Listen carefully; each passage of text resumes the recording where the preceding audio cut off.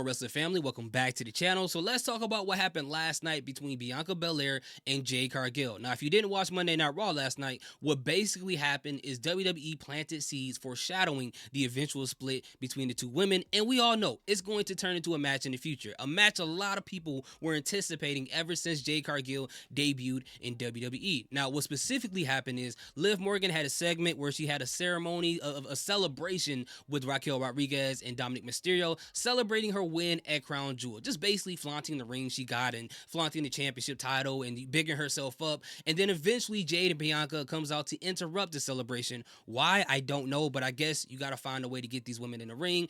And they come out and pretty much talk about them being champs as well. And as they're going back and forth, Liv Morgan tries to plant a wedge between Bianca Belair and Jade Cargill by accusing Bianca Belair as being the person who eventually stabbed the back of Jade Cargill. And the only reason why they're pretending to be friends is because they have those tag team titles, as opposed to Liv and Raquel Rodriguez, who are actual friends. Now, Adam Pearce comes out to the ring, tries to break everything up. They're not brawling or anything, but he's just trying to stop things before it get to a point that they start to brawl.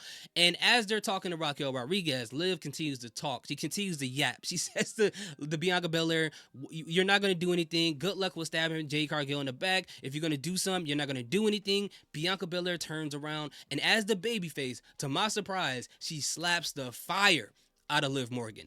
Liv Morgan kneecaps buckle harder than a safe driver. She feels straight on her butt, and then Adam Pearce saw it, and he gets in the middle of it. He doesn't even acknowledge the fact that Liv got slapped, but he says to Liv Morgan, "You're going to get a number one contender tonight. We're going to have a women's battle royal, and whoever wins that match will be the number one contender for your title. And this match will also include the women's tag team champions, who are Jade Cargill and Bianca Belair." Now, ever since all that happened and he said that, I already knew something was off. So when we got into the battle royal, just really quick, we had a spot once again where Bianca Belair and Jade Cargill has a standoff in the middle of the match, and that standoff gets interrupted by Io Sky, who eventually wins the match, and also Lyra Valkyria. Now, here's the thing.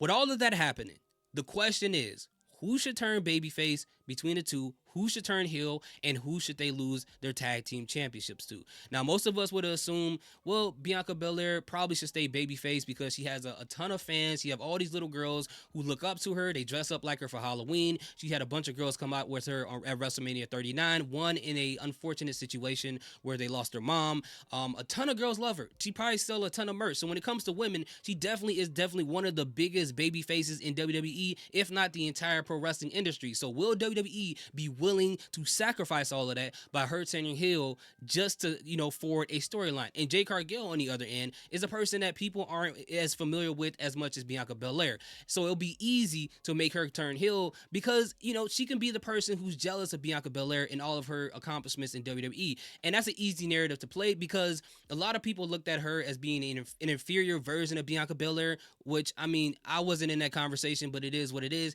And in a company like AEW, which is an inferior company compared to WWE. So they think, okay, well, we'll play off of that and then make her seem like the jealous person of Bianca Belair and then turn heel on Bianca Belair. And it probably works better for her because no one's really that attached to Jade outside of her being partners with Bianca Belair. Now, for me, I don't want them to go that route. I feel like that's low-hanging fruit, and I feel like that's just way too easy. I think they should just roll the dice, have Bianca Belair turn into a heel, because for one, it's more believable than Jade Cargill being a heel. And it'll be a more interesting story because Bianca Belair is a person, as I said, who's been in WWE for a while. And it wasn't like she's never been heel before. She has been in NXT, but she's had this long run as a babyface. And I feel like she needs a change. And also, with her and all her acclimates in WWE, with her being in the company that long, with her, to a lot of people, seemingly is the better wrestler in the ring, I would argue that she is.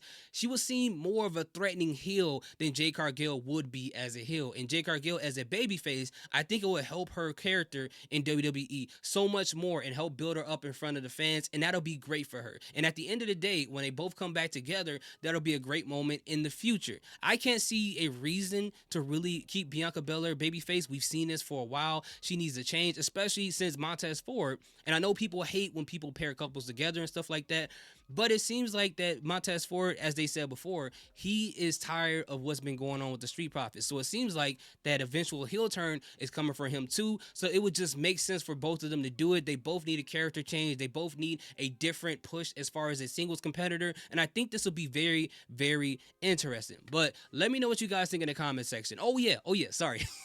I am tripping.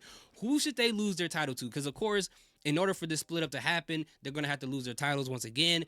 In my personal opinion, preferably they would probably have to lose it to Pure Fusion Collective. And I know people don't want to hear that, but you got to think about this. They're the only heel tag team that they really kept away from Bianca Belair and Jade Cargill. They beat everybody so far in these multi-women tag matches, these fatal fours and these triple threats and things like that. But the Pure Fusion Collective haven't really done anything as far as the tag team department. I know Shayna Baszler has been losing a lot of matches. I know Zoe Starks really hasn't been doing much. So with them having Sonya Deville as their manager, they need something to be going on. And I think the whole purpose of that happening is to eventually get those titles and put them on Stephanie Vacker and Julia, because we all know that those tag team titles do get shared around all three brands. So why not bring it back to NXT, and with Julia and Stephanie Vacker being together, that would be great for them. That'll be a great look for them. So then they can have a long run, and then at some point they can split those two up, turn them on each other, and then have a match between those two. So that's what I think should happen. Sorry for rushing the video, guys. I got to get ready for work. But let me know what you guys think in the comment section. Thank you guys so much for watching this channel, for the likes, for the subscribes. I appreciate each and every one of you guys.